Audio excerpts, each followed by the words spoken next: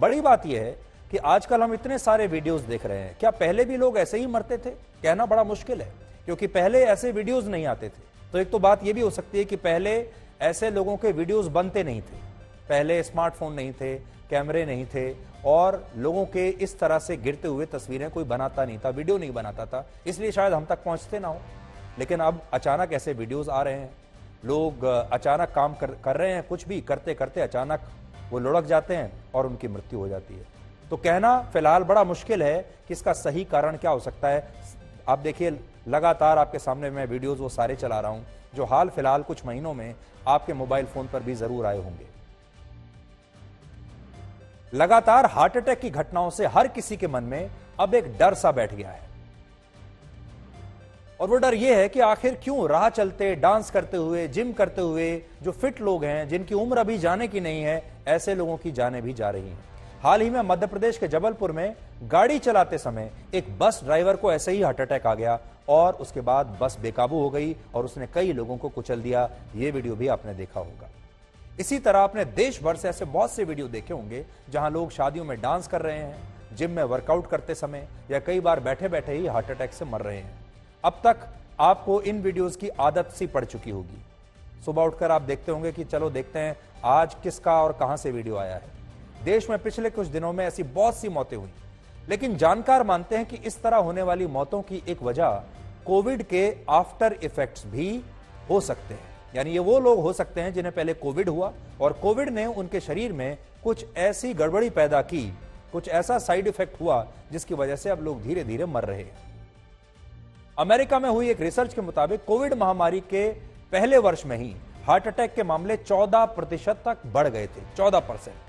जबकि कोविड के दूसरे वर्ष में 25 से 44 साल की उम्र के लोगों में हार्ट अटैक का खतरा लगभग 30% बढ़ गया और 45 से 64 साल की उम्र के लोगों में हार्ट अटैक का खतरा लगभग 20% तक बढ़ गया।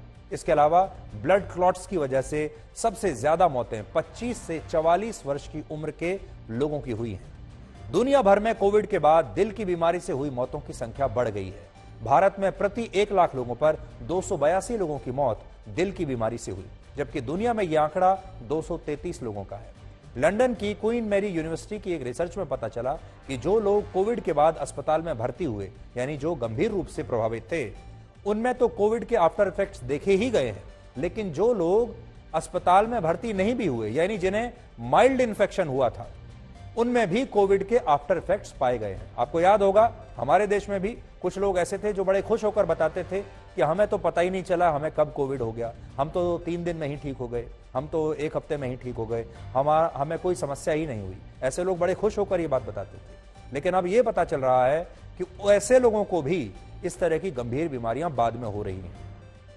बड़ी बात यह है कि जो लोग कोविड के बाद अस्पताल में भर्ती नहीं हुए, उनमें भी ब्लड क्लॉटिंग का जोखिम 2.7 गुना तक बढ़ गया है और जान जाने का खतरा सामान्य लोगों की तुलना में 10 गुना तक बढ़ चुका है। जबकि जो लोग कोविड के बाद अस्पताल में भर्ती हुए थे, यानी जो सीरियस थे उस समय, उनमें ब्लड क्लॉटिंग का जोखिम 27 गुना बढ़ गया और हार्ट फेलियर का खतरा 21 गुना तक बढ़ चुका है।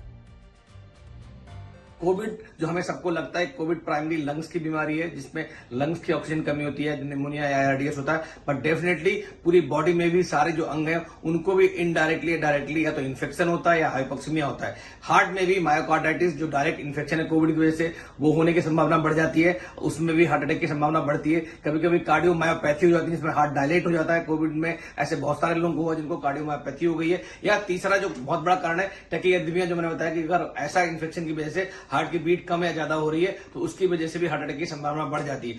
इसके अतिरिक्त कार्डियोमायोकार्डाइटिस जो एक डायरेक्ट कोविड इन्फेक्शन है हार्ट के लिए, जैसे हमारे लंग्स में निमोनिया होता है, ऐसे अगर हार्ट में कोविड इन्फेक्शन होगा तो उसको हम बोलेंगे मायोकार्डाइटिस, तो उसकी वजह से भी हार्ट कमजोर हो जाता है। हार्ट डिजीज जो होता है ये कार्डियक आर्टरी की ऑक्लूजन के लिए होता है, मतलब एक आर्टरी का रुकावट के लिए होता है। रुकावट कैसे होते हैं? उसमें कोलेस्ट्रॉल का डिपॉजिट्स हो जाते हैं।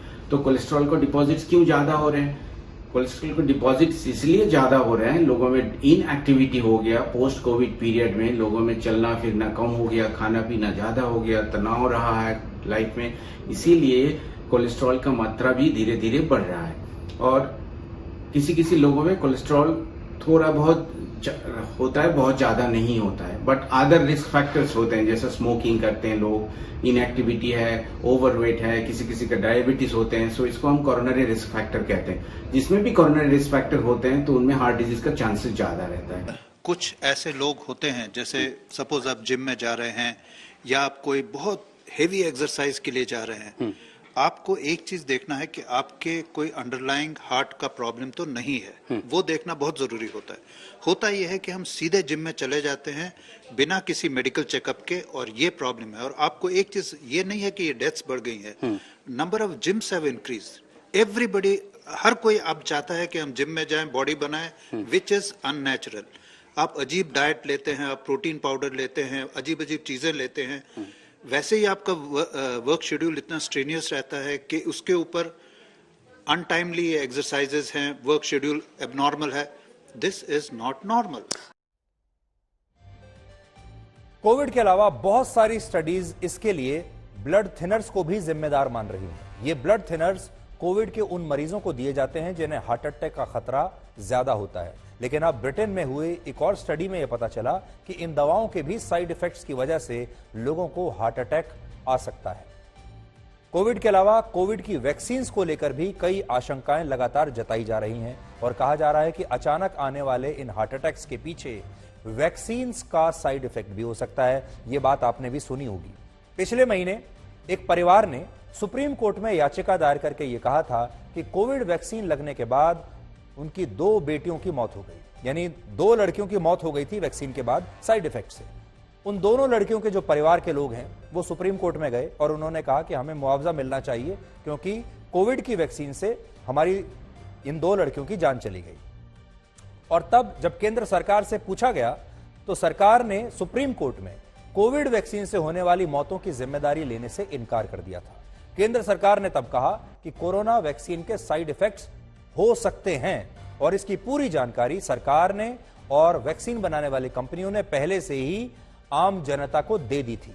और इसलिए तमाम जानकारी होने के बावजूद अगर कोई व्यक्ति वैक्सीन लगवाता है और उसे इसका कोई साइड इफेक्ट हो जाता है तो इसके लिए सरकार को दोषी नहीं ठहराया जा सकता।